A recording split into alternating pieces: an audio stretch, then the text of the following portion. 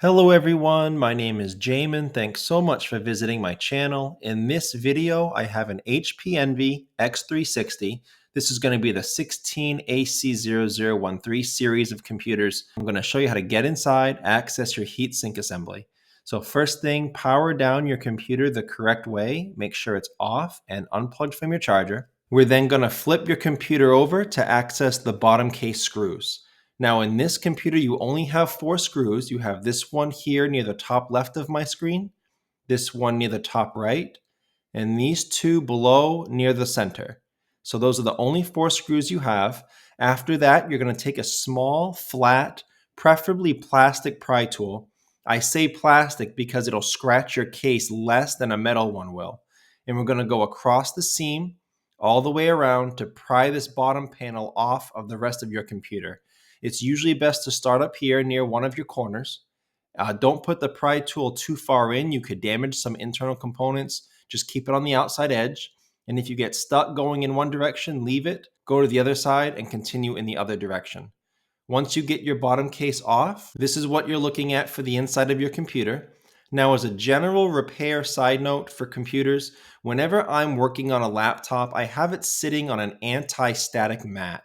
Either that or an anti-static bracelet are great ideas to avoid damaging anything in your computer when you're working on it. If you would like any help with tools or supplies for your repair projects, there'll be a link above. Also below in the description, it'll have a list of many of the tools and supplies that I use in my shop. Now, before I do anything inside a computer, I always remove or at least unplug the battery.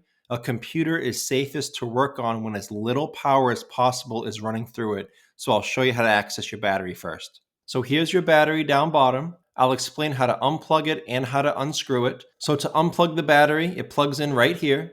You see the wires here, the black plug and the white port.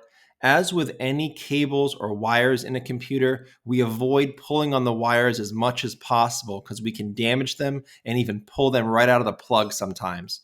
So instead of pulling on the wires or just yanking on the battery, try to use your fingernails or a pry tool to jimmy this black plug out of that port first. That's a safer way to unplug it. And then to unscrew the battery, there are 5 screws next to these little white triangles or arrows, M2X3.5L, those are the screws.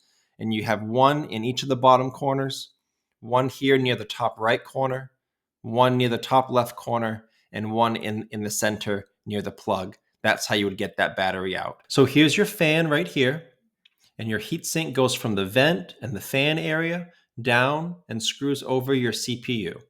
So the way to get your fan up, you have a screw here and a screw here.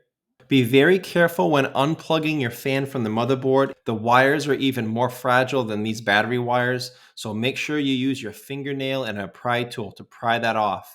You're going to have to remove this black guard here, as well as this guard around your heatsink if you're looking to take your heatsink up. If you're looking to take your heatsink up, you have these 4 screws right here.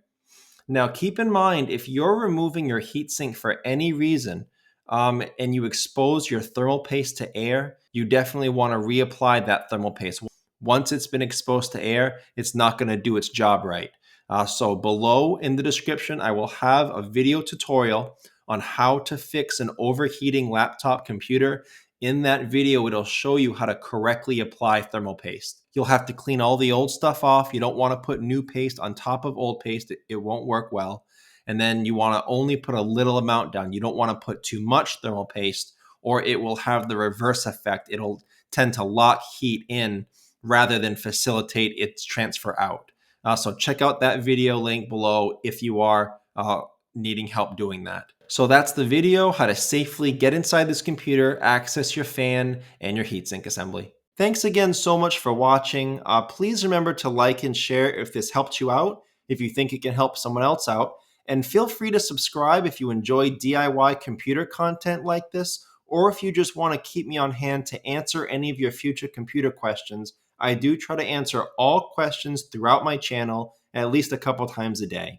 Also, feel free to check out the related links section below in the description. From time to time, I do try to add things in there that I think will help you with your general computer life, make it more productive, more enjoyable. So thanks again for watching, everyone. I look forward to seeing you on my next video.